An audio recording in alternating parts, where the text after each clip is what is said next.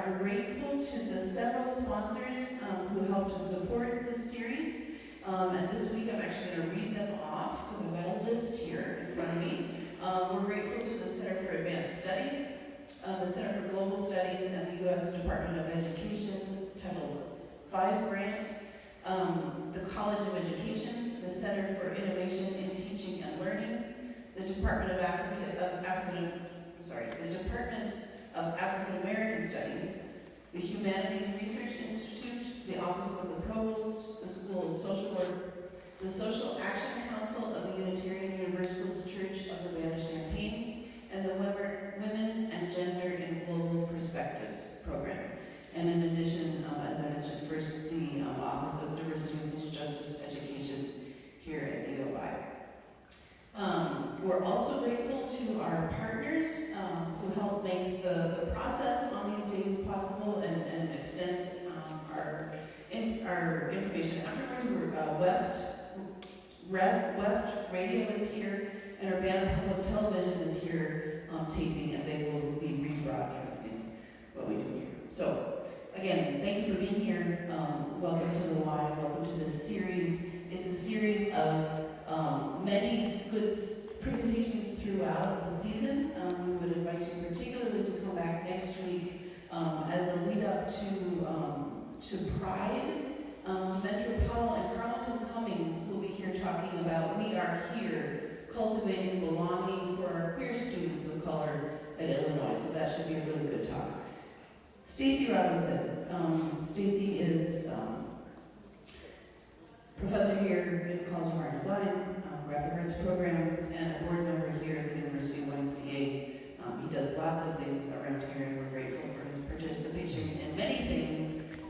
Today, introducing today's speaker.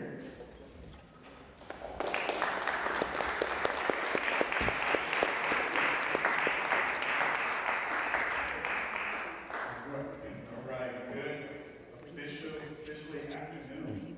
Good afternoon. Before I introduce one of my favorite people, one of my best friends. I can actually say absolutely. Kofi, I was given an opportunity. I want to invite you all to our faculty exhibition, which opens tomorrow. It's a Black faculty exhibition. We're celebrating the wonderful opportunity we have out of the history of the School of Art and Design. We had 8 Black faculty, and 5 of us are here now, and it's an amazing opportunity for us to look at and celebrate all of us, but there are 4 of us exhibiting work that opens tomorrow. The show is called Black on Black on Black on Black, and you can check it out at Crane, right? You got that, right? You can check out the information at the Crane Art Museum website. Full day of events happening beginning at 10 a.m. tomorrow if you signed up, or RSVP for the VIP tour. And if you didn't, I think you can still come, but unofficially I did not tell you just to show up and come, right? But please, if you don't come, we start at noon. There's a lot of free food, there are food trucks, there are amazing opportunities to have a whole lot of fun, and all of it is very family friendly too. So I just wanted to invite you out to that. Thank you very much for coming out to the exhibition. If not, it is open through December, so beginning of December. So you'll have plenty of opportunity to check it out. All right, thank you. All right, so Kofi, oh my goodness, I love Kofi. Kofi is a second-year MFA candidate in new media at UIUC and a Mellon Foundation Interseminars Initiative Fellow with the Humanities Research Institute. He is also a professional boxer and a former Golden Gloves champion. I just learned that last night. Having studied under professionals in Japan several times, Kofi works in Japanese manga and writes stories in both English and Japanese. His goals are to publish manga in Japan, to introduce manga practice as an academic discipline in the United States, and to use art, language, and sports to build international bridges. Like I said, Kofi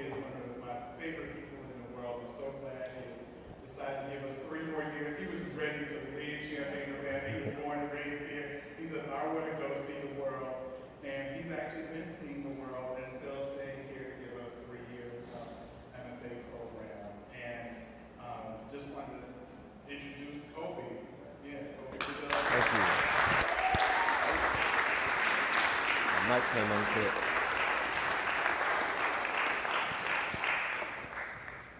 Thanks, Stacey. Should I hold this? Should I hold this? I just turned that off. Oh, I'll just project. Y'all can hear me, right? Yeah. Okay. I can talk loud. I can talk loud. Thanks, Stacey.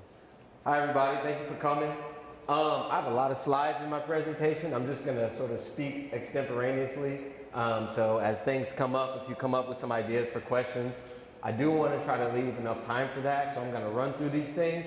But I'm going to be using the word manga a lot. Show of hands, is there anybody who doesn't know what that is? So I can get you up to speed.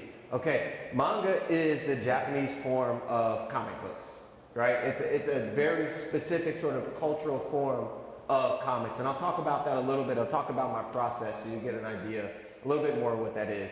If you ever heard of anime, like those really famous Japanese cartoons, before it's an anime, it's a manga, basically. Usually like a mangaka, somebody who creates manga, will make a manga, it gets really popular, and an animation company will turn it into an anime. So the whole reason I started this research and I have like this exhibition and stuff right now is because I was just a kid who grew up watching anime on TV. So I just decided to sort of stick with it. So Stacey introduced me already. My name's Kofi. I'm an MFA candidate in new media. I'm an artist. I draw manga. I'm also a boxer. And I have sort of a non-traditional background when it comes to getting into academia. Sort of found myself here all of a sudden, but I want to talk a little bit about my background just to color my experience a little bit. So my manga that's out there, AZUKI, it's about rock, paper, scissors if it were taken seriously as a martial art. So martial arts is really important to me. Most of my life, my earliest memories have been in the Kung Fu school. So this is like sort of where I come from. My father actually is 4th degree black belt now in Shaolin Kung Fu. So I was raised by sort of a Kung Fu master studying. I've also always been a huge nerd. Love Japanese video games, love anime, love manga. So when I grew up, I dropped out of school. I was a dropout for like over 10 years, just sort of doing the things that I wanted to do. I became a boxer, so still a huge nerd, but also punching people. So I'll just show you some images of sort of like what my life has been like for the past 13 years now. Just sort of as I'm casually taking courses in community college, this has sort of been the main focus of my adult life. So yeah, it's pretty, I suppose, untypical for like I guess I can call myself a scholar now. That's still a weird term for me to use. I'm a professional now. I've been a professional for a little over a year. So this is like what most of my life is like. I'm like half and half in the academy and at the gym and fighting. This was my last fight from just 3 months ago in June where I broke my nose. I won the fight though. But yeah, it's sort of like it's a totally different environment and atmosphere where I'm usually. So this is usually what my day-to-day looks like with my team. But now all of a sudden I'm this scholar, so now I'm doing this fellowship with the Humanities Research Institute. It's called the Inter-Seminars Initiative. It's a Mellon Foundation scholarship. Basically what it is, it's all these different graduate students from around campus. We're all from completely different disciplines, and we're coming together to do this interdisciplinary fellowship, and the idea is we're supposed to create something after 18 months. So I'm the visual artist, we have a dancer, we've got a lawyer who's, we get people from all over. So it's really interesting.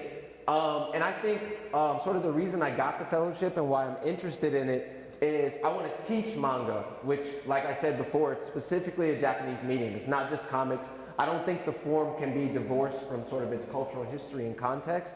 So it's art, it's storytelling, it's Japanese studies, it's Japanese language.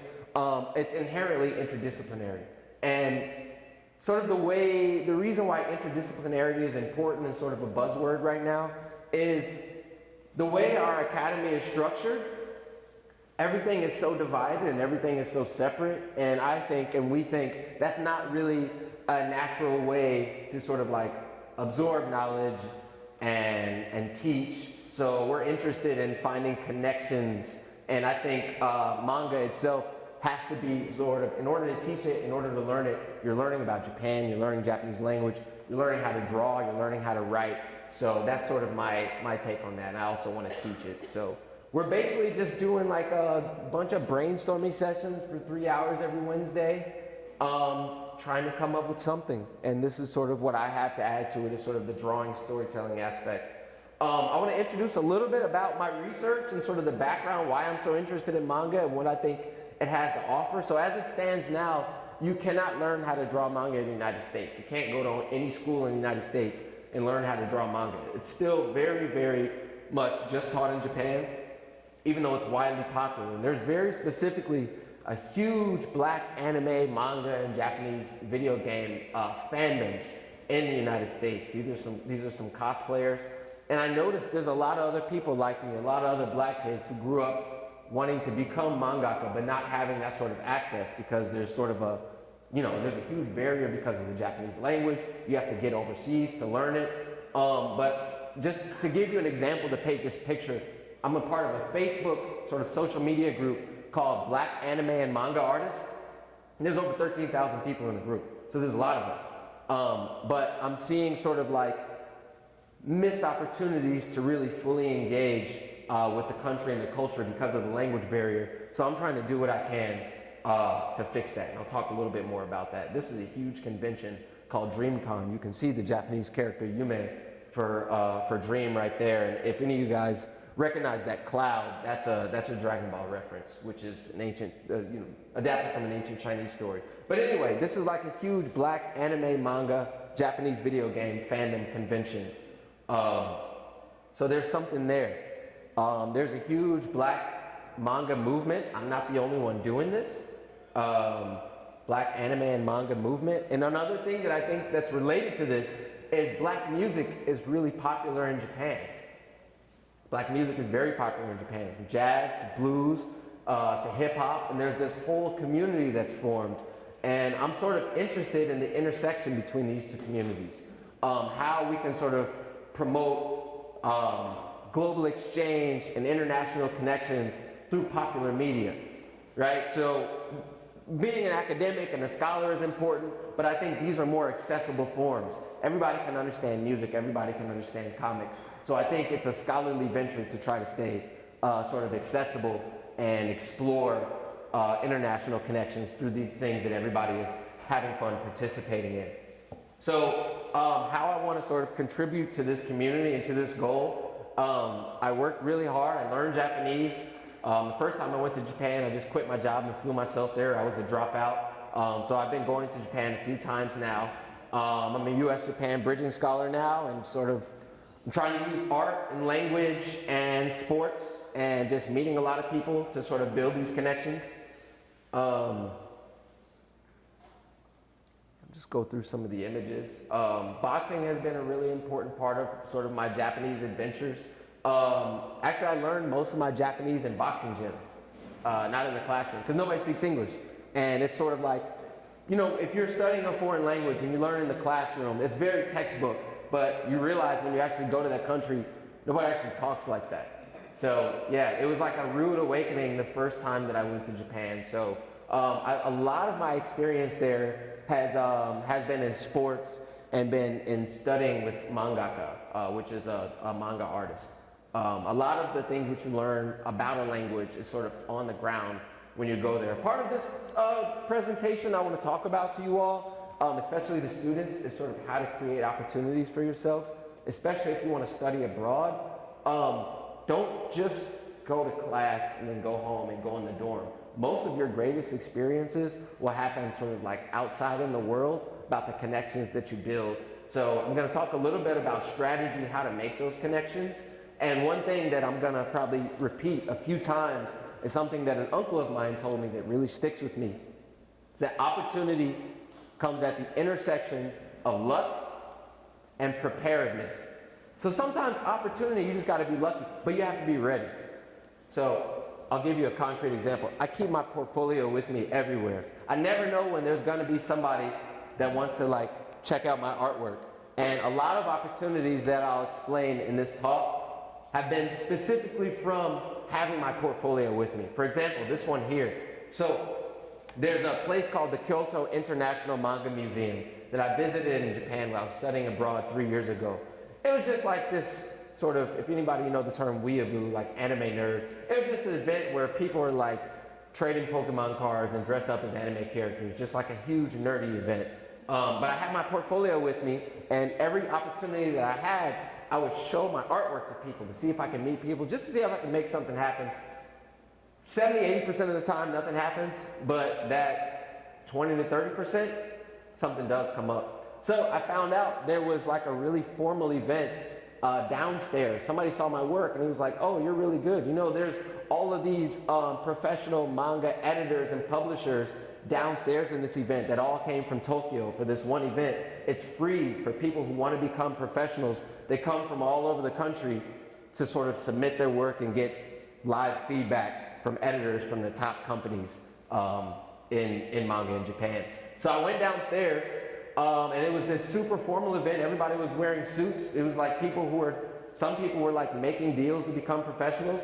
I had my work with me and I got to have meetings with some of the top publishers in the world in manga. Shonen Jump with Kodansha and Young King Comics. Because I came prepared. Not necessarily because I was good. I think all the artists there actually had better drawings than me. But I had my stuff ready.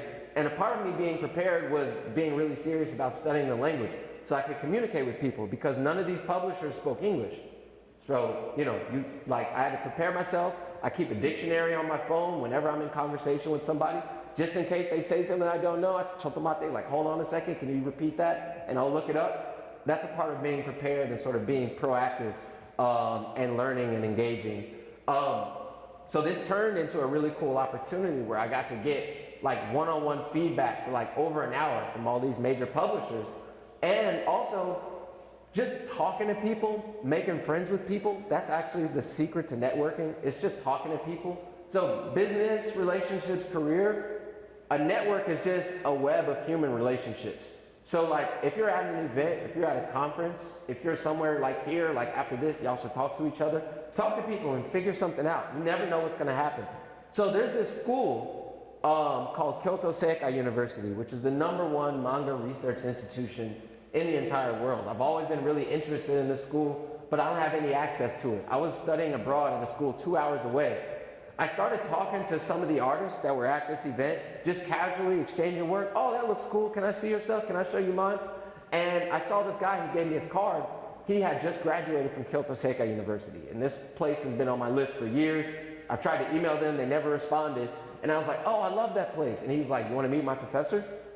It's like, yeah, I want to meet your professor. So that led to me developing a relationship with Professor Akira Saso, who's the head of the manga storytelling department at Kyoto Seikai. So I made my way in through the back door. While I was studying abroad, he let me audit one of his courses. And every Monday I would meet him in his office. And he sort of trained me and guided me through drawing a boxing manga. And it became a really great experience. He gave me the textbook, their in-house textbook on manga storytelling, which he wrote. And I learned a lot of stuff just by going to an event and being prepared, not being afraid to show people my artwork, even though it wasn't nearly as good as anybody else's. They were all professionals, and talking to people. That's how that happened. Because I tried emailing the school and they never responded. There's always a way through the back door if you talk to people, I think. So I'll show y'all a little bit of my work. We see AZUKI out there. Basically what I've been doing is I'm trying to become a professional mangaka. That's really important to me. So far, there's only one person by the name of Felipe Smith from the United States who has entered the professional manga industry in Japan, who's debuted as a professional mangaka. Only one person ever, and that was in 2012. I'd like to be the next one if I can. If somebody beats me, that's fine, but I want to enter this community. I want to enter this industry. So the way you become a professional mangaka is you create what's called a yomikiri manga, which is a one-shot manga. It's basically the pilot episode of a television show. So you create the pilot episode, you send it to the company. If they like it, they'll hook you up with an editor, and then you create a serialized version. Serialized means it comes out weekly, it comes out monthly, and manga is published in magazines as collections, as anthologies. Usually in the United States, we get them in a book, what's called a tankobon. The actual format they're usually read in is a series of anthologies, series of single chapters weekly and monthly. So I'm making a lot of yomikiri manga, a lot of short stories with a lot of different themes, and submitting them to publishers. I haven't become professional yet, but it's also a good way to practice. And I think just as an aside for anybody who wants to tell stories, Stephen King said this, start with short stories because you can practice a lot of ideas. It's one and done. It's good to do short projects to get things done and sort of get the ball rolling. So here are some of my short works, just a lot of different themes. I'm doing some stuff in color. And I'll talk a little bit about my process. And then after that, I want to talk specifically about my most recent research trip to Japan. I just got back a couple of weeks ago. So I wanted to share some images from that as well. So I'll break down my process for creating a page. This is from AZUKI. This is what a completed page looks like. So I personally always start with the script. So I'm making this in English and Japanese, but this is the first work that I've ever done where I want to try to understand sort of like the Japanese-ness of manga better. So I'm actually writing this in Japanese and then translating it back into English. So I start with the script just to get an idea. It's the same way like the way screenwriters write something before they give the sort of script and stuff to the director. Screenwriting, there's a lot of like sort of one-to-one transitions between screenwriting and filmmaking and creating manga, cinematography and such. After that, I do thumbnails, which are really small images, so I can sort of get an idea of my compositions. These are what my notes look like as I'm creating a page.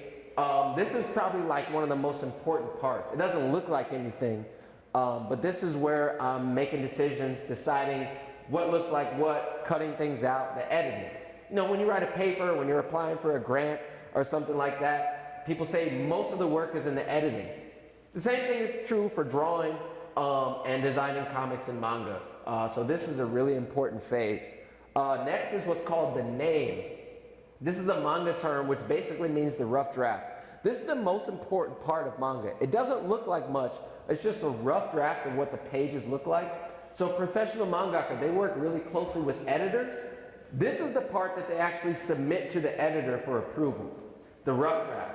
They work with the editor, they get changes, and then once they get a solid name done, then they start on their manuscript draft, which is called a genko yoshi, it's manuscript paper. So I use manga paper, which has like very specific dimensions for printing. So after I do the name, which is just like on a small sheet of paper, scratch paper, again, this is very important. I know what the composition looks like. Every time I draw an image or a page, I've drawn each one of the images 3, 4, 5, 6 times. So I know exactly what it looks like. And this is sort of the automatic process when you make sort of the final manuscript draft. After the manuscript draft, I use various inking tools, such as the G pen, which is a really cool manga tool. It's a dip pen, and it's made of these 2 blades that are stuck together. But after you dip the ink, what's interesting is as you apply pressure, the blades separate and your line can get wider. So you can very sort of line width and get really beautiful, complex lines on a single stroke based on how you apply pressure. That's a G pen. That's sort of a really important manga tool. So I ink my work using G pen and micron pens and brushes and stuff. And then I scan it in to do digital edits using a program called Clip Studio, which is basically the Photoshop that was built specifically for manga artists, for mangaka. It's got a lot of really specific tools, such as tones. These gray patterns here are actually what's called halftone dots. If you zoom in, it's actually just black and white. So it's a bunch of black dots with varying distances from each other. So it's really cheap to print manga because technically it's all black and white. Even these grays here, if you zoom in, it's just a bunch of little tiny black dots. So I take a lot of the stuff that I've learned in Japan and sort of figured out on my own, and I teach. This is a workshop that I did actually here last year. We have another one coming up. It's free. October 8th, Saturday, from 1 to 3 p.m. You should come, invite all your friends. It's free. I'm going to break down specifically what separates manga from Western comics, such as the 4-arc storytelling structure. I'm going to teach some basics of drawing, and we're all going to create our own short comics. It's going to be a 2-hour workshop. It's completely free. Saturday, October 8th, from 1 to 3 p.m. So in between going back and forth to Japan to learn more, I teach workshops. This is one I just did in Atlanta in July. before I went to Japan in August. And this was at my reception last night.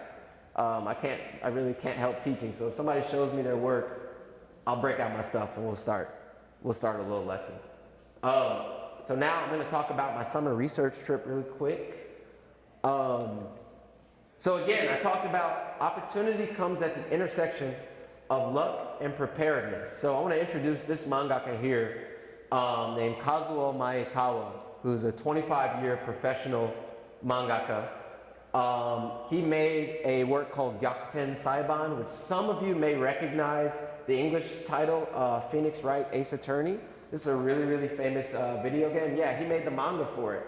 So this was sort of the guy that I researched under when I was in Japan. I had never met him in real life. I found him on Facebook and I added him and I struck up conversations with him saying that I was interested in manga. So I started a dialogue. I was really proactive about it. And the current fellowship that I'm in, the HRI Interdisciplinary Fellowship, they said that we have some research funds. If we have some kind of research, it can include travel. So I put two and two together. I really want to go to Japan. So I said, can I use this for international travel to Japan? They said, yeah, as long as you have sort of a guarantor that you can study under. So I sent Mr. Maekawa a Facebook message and I said, can I please study under you? And he said, yeah. And that's how I got to Japan. So like being proactive, and part of the preparedness that I'm talking about is I had established at least just an online relationship with him. I'm on his radar 6 months before this super lucky opportunity came up, but I had somebody to go research under already because I built a connection through Facebook. Social media is a wonderful tool. So Mr. Maekawa is known for creating Gyakuten Saiban, Phoenix Wright, but he's also known for winning what's called the Tetsuya Chiba Manga Award, which is this really prestigious award. And the day after I landed, he introduced me to Tetsuya Chiba. So this is like one of the most famous mangaka of all time. He made the most famous boxing manga of all time back in the 60s called Ashita no Joe, Tomorrow's Joe. Just to give you an example, even people in Japan who don't read manga or watch anime, they know this work, and he's been knighted by the Japanese government sort of for his efforts. He's the president of Bunsei University, and because of this connection that I created, just because of being proactive, I was able to have a meeting with him and his staff, and that's Mr. Maekawa on the left, about how we can sort of use manga, this global form, to create international connections. And right now we have a few things in the works. They sent me, Professor Chiba sent me a lot of the work of his students, so I'm gonna hang it up here so they can have like their first international exhibition. And I'm working on trying to create some exchange opportunities with Bunsei University. For any administration that's here, holla at your boy. Trying to get some stuff started, you know. So it was really cool. I got to meet like one of the most famous mangaka of all time, who's like your favorite mangaka's favorite mangaka, just because I reached out to this guy on Facebook and he happened to know people, which creates new connections. I came with a plan. I came with a presentation about how I can sort of introduce manga to the United States. So I came prepared. I didn't know what was going to happen. I didn't know who I was going to meet. But each one of these meetings, because I came prepared with these presentations that I spent hours and hours on, like none of these people speak English. So I had to create these Japanese presentations, and this is my second language I'm still learning. So it was really difficult, but you also got to put the time in. So I created these presentations and these opportunities, meeting these people, taking pictures, which is an example of what I would call showing precedence. When you have pictures to show people, people like pictures. Always take pictures of your events. Because I had this picture, I got to meet more people. Because I met this person, I got to meet more people. So I'm going to go through that a little bit. So I got to meet another editor from Kodansha, which is the biggest publishing company in Japan. This was Mr. Maekawa's old publisher from about 15 years ago. So he gave me a tour of the facility. He gave me a bunch of books. Some of the most famous manga have come from here. If anybody knows Akira, a lot of other ones. I got to hang out with this editor. We sang some anime songs and karaoke, and we got close. And now he's giving me feedback on my work. So now every time that I complete a work, I can email it to him, and I'm going to get feedback from an actual professional editor. Just about being like making friends with people and meeting people and asking questions. So meeting Professor Chiba, meeting Mr. Maekawa, meeting this editor, led to me, especially this image right here, helped a lot, led to me, and I asked somebody to take the picture, by the way. And again, being proactive. I asked somebody who was in the room, can you take a picture of us talking? And now this picture has been really helpful for me. I'm going to introduce this school. It's called Nihon Manga Juku. So this is the #1 manga school in the country, so in the world. So manga is usually taught at vocational schools, at technical schools, right? So we have a lot of like 1 to 2 to 3 year technical schools here in the United States. These are private art schools. It's not usually in the academy. So this is the #1 manga school. So because I had that picture with Professor Chiba and Mr. Mayakawa, has some contacts, he contacted them, and I was able to meet staff at basically the #1 manga school in the world. Just to give you an example, this is one of their professors who's currently a serialized mangaka. This library that they have in the back, it spans like super far, like way past this picture. All of those books were made by graduates from the school. So it's like a direct pipeline. They're pumping out sort of industry creators. It's really awesome. It's a really good school. But in order to prepare, I decided, so I'm taking this interdisciplinary fellowship, right? School already started. I'm still in Japan, so I'm getting up at like 4:30 in the morning to take class on Zoom with my interdisciplinary fellowship. I'm learning all these new things about interdisciplinarity. So I decided to take what I learned, synthesize that information, translate it into Japanese. So before I go to Nihon Manga Juku, I probably spent like 12 hours total creating this presentation on my research in interdisciplinarity, which I'm literally just now learning in my class at the same time. Learning all this new information, and then I go give a lecture on it in Japanese. I found out the way you say interdisciplinarity is gakusai. So I learned a bunch of stuff, and I sort of created a presentation. I added to my presentation that I had at Bunsei University of Arts about this interdisciplinary stuff that I'm learning. I added images like this and like this, and they really liked my work. So I got an audience with them, and I also presented on Afrofuturism. So I created this presentation in Japanese explaining Afrofuturism. For those of you who don't know, basically my understanding of Afrofuturism is what is the future for black people and how we explore that through various media, through novels, through film, through music, through comics. And I claim that manga is sort of a new iteration of Afrofuturism. What is the future for black people outside of the United States? How we can expand in this sort of interest in black music globally, and this interest in Japanese visual art and black communities. And I think manga, the black manga movement, is an extension of Afrofuturism. So I explained this to them, and they were super interested in it. So I got to hang out with them. This is at that same place. So here on the right is the founder of the school. To the left of me is the CEO of the school, and then other to the left is one of the teachers who's also sort of a serialized mangaka. So again, being prepared, I came prepared. I worked really hard on that presentation. I added a bunch of new stuff, and again, it's luck and preparedness. So I came prepared, but it happened to be the case that the founder had a really good friend who's this super famous scholar who focused specifically on manga and interdisciplinarity. So because I gave that presentation, because I added this new information that I was learning in my fellowship to this presentation, I got to meet Professor Ichiro Takeuchi, who is one of the most famous manga writers of all time. He's a dramatist.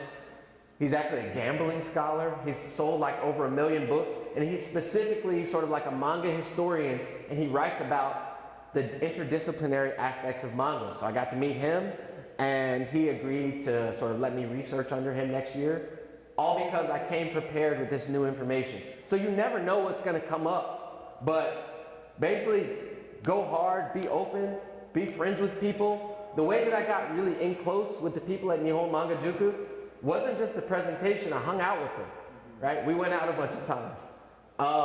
I think that's how you build sort of business connections. That's how you build networking relationships, is you just sort of become friends with people.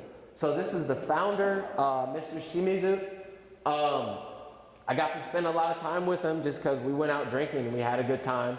I'm not necessarily the best artist. He's constantly working with all these professional mangaka, but I speak English. So none of them speak English, so that's an asset to them, and they're interested in sort of expanding globally.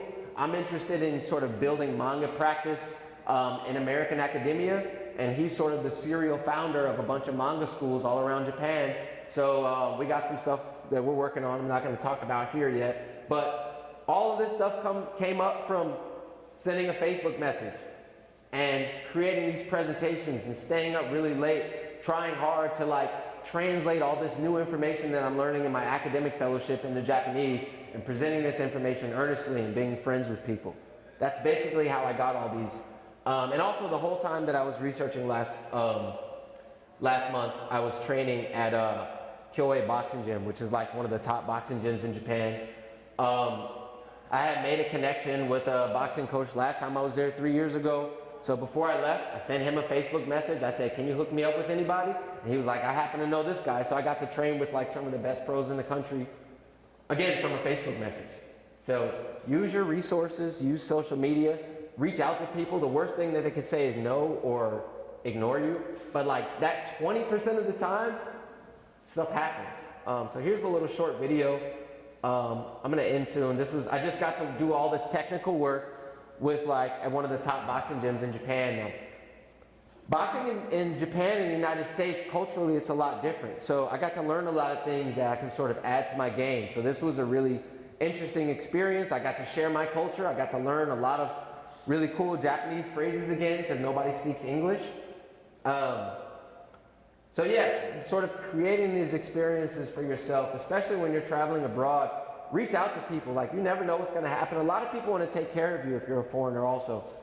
So reach out to people, embarrass yourself, use the language wrong, but speak it a lot, and sort of you never know what's going to happen with that. So my current plans, and then I'm going to introduce at the end, before we do questions, the last really cool experience I got from being prepared and always keeping my portfolio with me.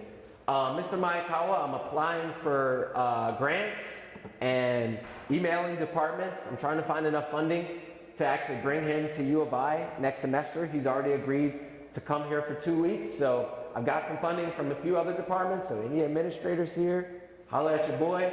We need some money to bring Mr. Maekawa here. This is going to be sort of unprecedented, bringing a 25-year professional mangaka to the United States, to the University of Illinois, to do a bunch of workshops, do a bunch of intensive workshops. Organize an exhibition with Bunsei University of Arts where Professor Chiba is the president. I actually have Mr. Maekawa, he sent it home with me. I have his sort of like original manuscripts from Phoenix Wright Ace Attorney sitting in my studio right now. And they just emailed me the digital files of all their students' work. So I want to create sort of, with my students and me and Mr. Maekawa and Bunsei students, this sort of international manga exhibition. I want to host it at U of I. So we're working on that. I want to create an exchange program with Bunsei. They're really open to that. And Nihon Manga Juku is offering free online coursework to U of I students, absolutely free for a month, just because I showed up. So now this is helping U of I students with something, and they're not asking for anything. I'm also still trying to go pro, so I got to draw a lot. So that's what's for me in the future. So before I open up for questions, I want to add one more thing. Like I said, I keep this with me everywhere. I always walk around. It's heavy, but I walk around with it everywhere because you never know what's going to happen. So I'm just hanging out in Tokyo just by myself. I'm looking for a Starbucks. I got this big portfolio with me, and this huge camera is in my face all of a sudden, and I'm being interviewed by Fuji Television, this big national news network. And I showed them my work, and they were interested in what I had to say. So they took me to see the giant Gundam, and they just did, like I was just on TV in Japan like a week ago, just because I had my stuff with me. They just randomly came up to me on the street. Nothing was planned. So I'm going to show you the clip. I don't have subtitles for it, but basically I'm a huge Gundam nerd. Gundam is this super giant robot anime from 1979. It's become this huge series. They got a bunch of toys and stuff. And they asked me what I like, and I said I like Gundam. And they were like, you want to go see the giant moving robot Gundam? And I was like, yeah. So I want to show you all that. Just because I have my portfolio with me, and luck, I happen to be in the right place at the right time. Opportunity comes at the intersection of luck and preparedness. So I've been working really hard studying Japanese. Nobody's telling me to study Japanese. I'm mostly self-taught, but I'm working really hard. I don't just go there with a command of the art. I go there with the command of the language. I'm always pushing myself to learn more, and I always keep my portfolio with me, and then I got to be on TV. So I'll show you this to close out, and then we'll do questions. I don't know if audio is connected though. Yeah. 今月到着しました。2ヶ月間の研究者です。日本漫画、日本のプロ漫画家のもとでいろいろ勉強しています。今、ジャンプについての動きが Keep it with you. If you're an artist, keep your work with you.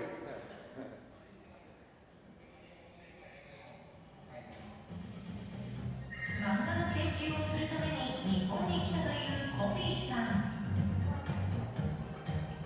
明日のジョーなどで知られる Take pictures. 話し合うなど貴重な経験も。今大学院中ですので、卒業したら日本に戻ってプロになりたいと思っています。でも仕事は奥さん。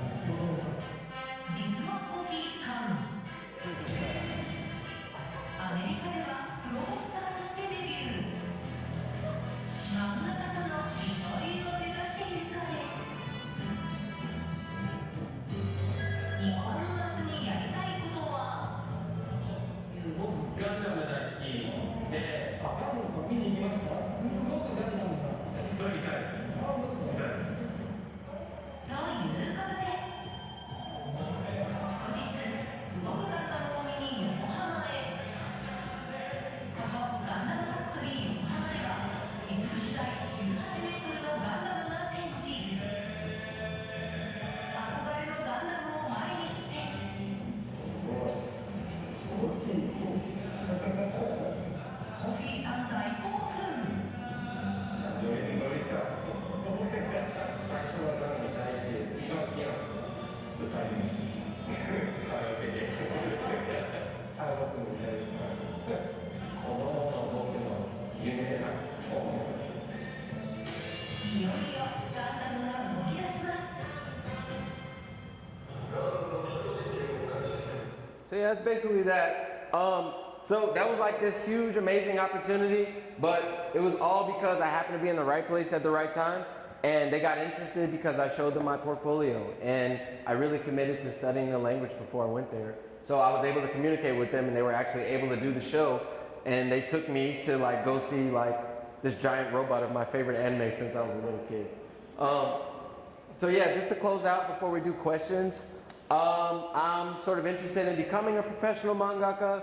I'm interested in sort of these Black and Japanese connections through popular media. I'm interested in creating actual pathways for other people to become mangaka. So I'm teaching, I actually taught the first studio-based manga course in the country this summer at U of I. So I'm still learning, but I figure I should teach what I learned. So please come to the free workshop October 8th, Saturday, from 1 to 3 p.m. That's my presentation. Thank you.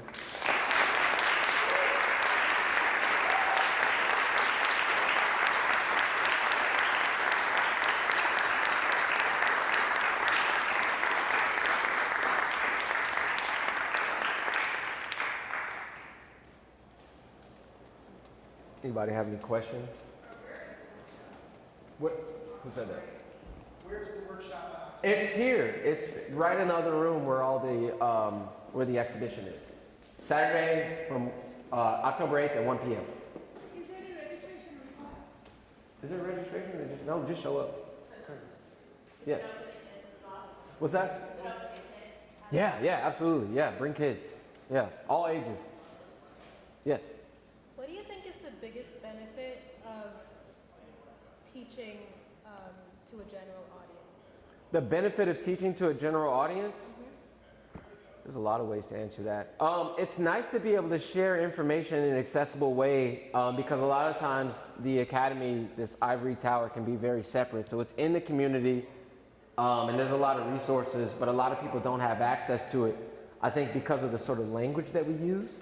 We use a lot of jargon and a lot of academic language. And I think when you teach to a general audience, you can't use that. You have to teach in a way where everybody can understand.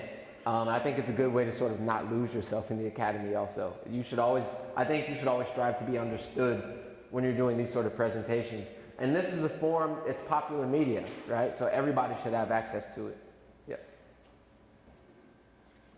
Any other questions? Yeah. I don't think it's just because you're in the right place at the right time. You shine. Oh, thank you. I appreciate that. Thank you. Japanese Americans outside of Japan is in Brazil. The first thing Yeah. I thought of was capoeira. Absolutely. A similar thing. Mhm. Is there any blending there? Are you going to Brazil next?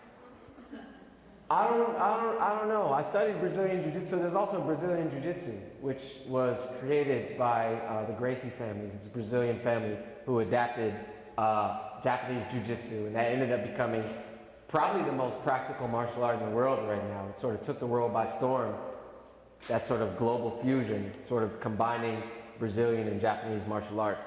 I'm not sure if I'm going to go to Brazil. I would love to. I got to learn Portuguese first. So I wouldn't go there without studying the language because I don't want to miss out on any opportunities, you know. But I'm thinking France, though. I'm thinking France. The second big, so Japan is the biggest country for comics.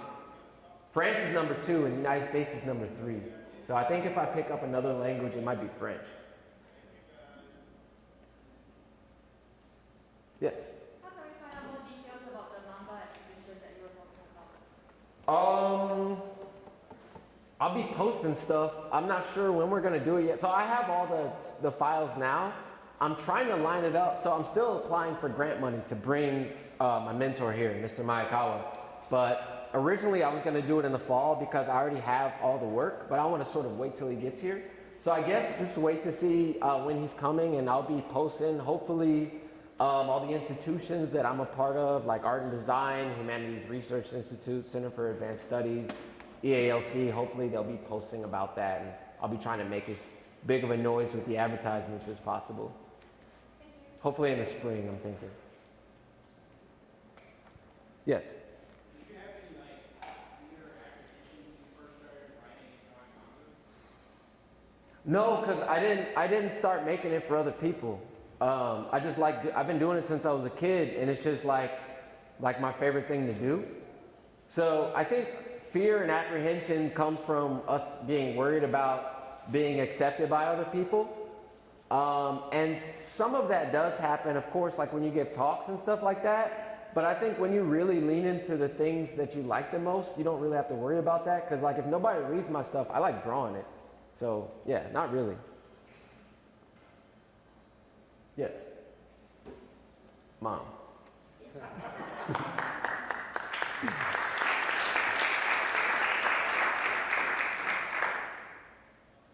the issue of race, I know you are trying to make that bridge between Black people and Japanese people, and there's a lot of respect for instance, jazz and other Black Yeah. music for participation Yeah. as a connection. What I still don't understand, I know you and I have discussed it before, but other people might be curious. Why do so many of the anime characters look white? Yeah, you know, that's interesting. So that's, I mean, this is just an opinion, but I think that's a larger conversation with the really tumultuous relationship with Japan and the United States and Western imperialism and colonialism. So in Japanese history, it's said that there are 3 sort of like most important events in all of Japanese history, events or periods. The first one is the Sengoku Jidai, the Sengoku era, the Warring States period. When we think of samurai, when Japan was sort of all divided up and there was all this conflict and these battles.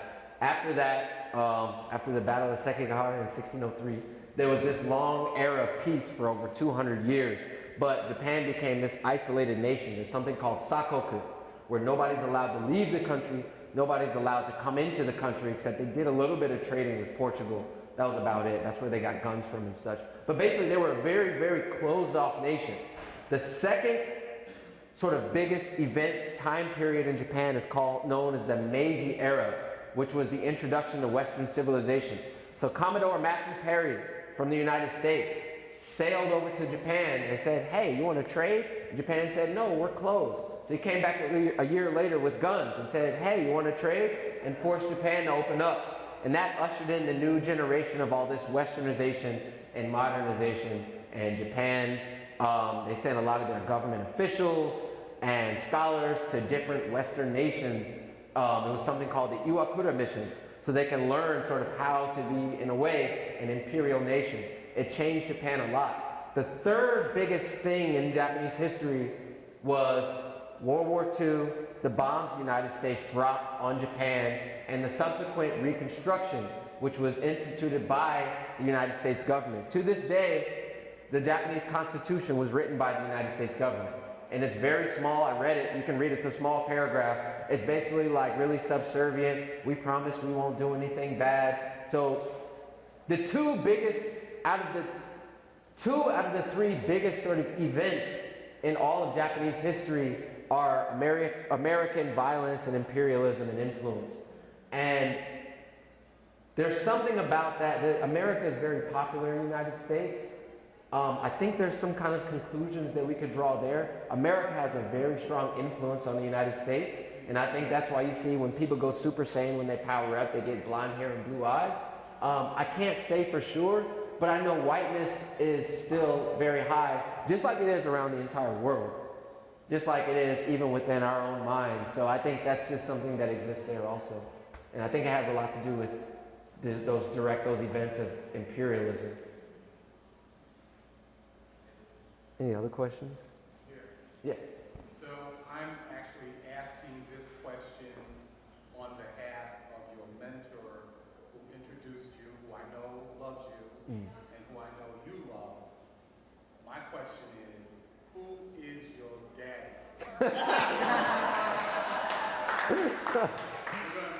We're going to settle this. So my mentor and my father have been arguing about who gets to claim ownership rights over me. I'm gonna let y'all argue about that. He's a fatherly figure of mine. It's my father. So,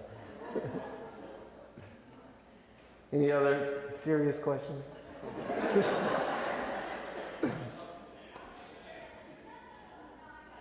Thank you for your time. I appreciate it.